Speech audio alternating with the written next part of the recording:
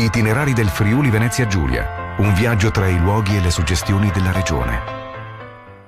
Ben ritrovati nella seconda puntata degli itinerari dedicati al Friuli Venezia Giulia. Se l'altra volta siamo partiti in sella alla nostra bicicletta, oggi siamo pronti a proseguire a piedi. Siamo sull'Alpe Adria Trail, percorso transfrontaliero che ci porta a scoprire uno degli angoli più belli d'Europa, e siamo in compagnia della guida naturalistica Marco Pascolino, che accolgo con noi qui in diretta. Marco, buongiorno, ma raccontaci di più su questo percorso. Buongiorno Maria, buongiorno a tutte e a tutti gli ascoltatori.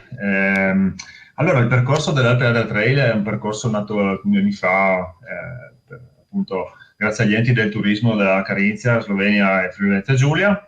È un percorso molto interessante, devo dire, perché permette di esplorare le Alpi meridionali della catena alpina, in particolare le Alpi orientali. Quindi si parte dai Tauri, dal mondo dei Tauri, dal Grossglockner, appunto cima più alta del territorio austriaco, per poi scivolare nella Slovenia occidentale, appunto attraverso la Valle dell'Isonzo, addentrarsi poi in territorio italiano e raggiungere il mare. Quindi un percorso che dopo circa 750 km passa proprio dal cuore delle Alpi fino appunto al mare Adriatico e al Golfo di Trieste.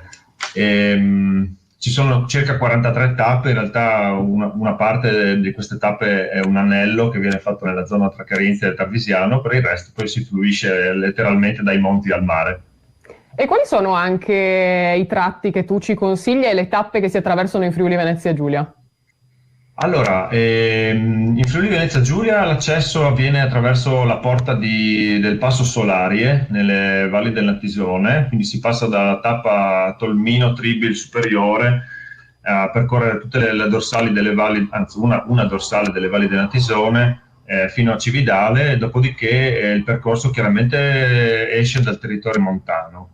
E uscendo dal territorio montano si addentra appunto nella zona collinare, andando un po' fra Friuli Venezia Giulia, fra il Coglio in particolare e la Berda, per poi rientrare in Italia, attraversare un po' Carso Goriziano, Carso Triestino. Anche qui il percorso scivola un po' fra confine italiano e confine sloveno, ma poco importa, visto che la finalità è del tutto transfrontaliera, per poi arrivare attraverso appunto l'ultima zona, letteralmente quasi alle porte dell'Istria, ormai nella zona di Muggia. Beh, c'è una grandissima anche possibilità di scelta in questo caso. Volevo concentrarmi anche sulle valli, perché so che ci sono tantissime cose da scoprire e poi anche da gustare, perché sono tante anche le specialità.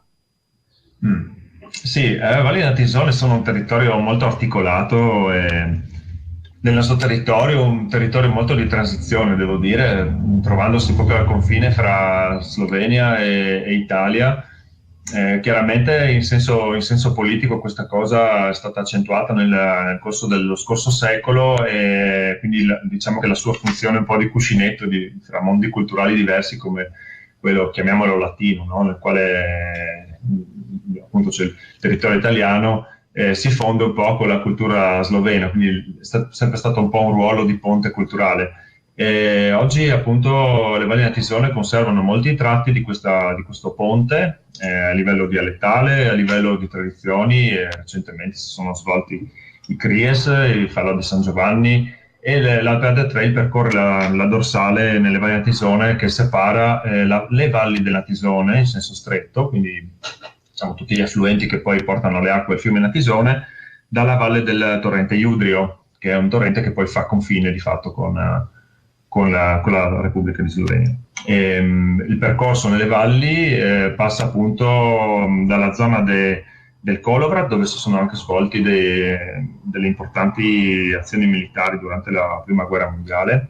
E anche oggi si può rientrare un po' nella memoria esplorando il museo all'aperto, e arrivando fino a Castelmonte, anche luogo di grande importanza per le popolazioni sia friulane che per quelle slovene, e poi scivolando giù a Cividale, di fatto ultimo baluardo, direi, della friulanità nei confronti delle valli, no? Un luogo dove si parla friulano, dove ci sono lingue e culture totalmente diverse. Però insomma, ecco, anche questo è il bello, insomma, di passare da un mondo all'altro e esplorare tutti questi confini in un giorno solo. Quindi abbiamo detto cultura, tradizioni, natura incontaminata, non manca proprio nulla, ma è un percorso adatto a tutti, infine ti chiedo?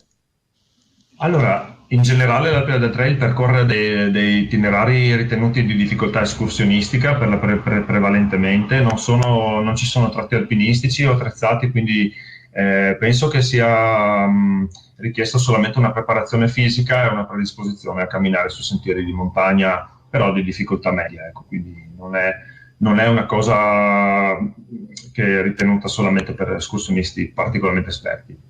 Marco, io ti ringrazio per essere stato con noi, lascio a tutti i nostri ascoltatori anche tutte le informazioni sul percorso, sui pacchetti sul sito www.alpe-adria-trail.com e noi ci rivediamo direttamente sul percorso. Buona gita a tutti. Speriamo. Grazie Maria, grazie a tutti. Avete ascoltato gli itinerari del Friuli Venezia Giulia. Per le tue esperienze in regione, visita il sito turismofvg.it.